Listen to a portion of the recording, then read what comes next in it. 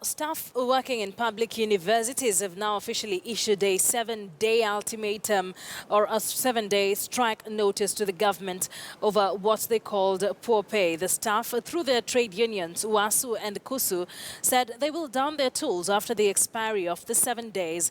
They're urging the government to implement their 2013 to 2017 collective bargaining agreement. Bado tunawapatia serikali na wasimamizi wa vyuo vikuu muda. Wasiwe watu wa kupenda kungojea strike. Wawe watu wa kukubaliana na kuweza kuketi chini na kujadiliana kistaarabu, kinjia ya kisheria. Lakini wasipofanya hivyo, hatuna budi sisi. Maana tumewapatia muda wote, miaka zote zimepita hawajaja.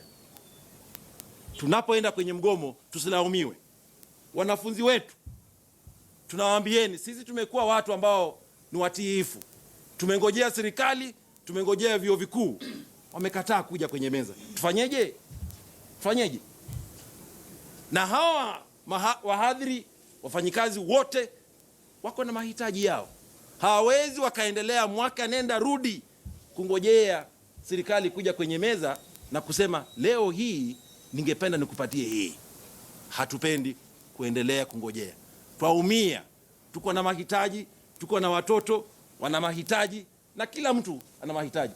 Ni nani ambaye hajui uchumi wa nchi hii umedorora?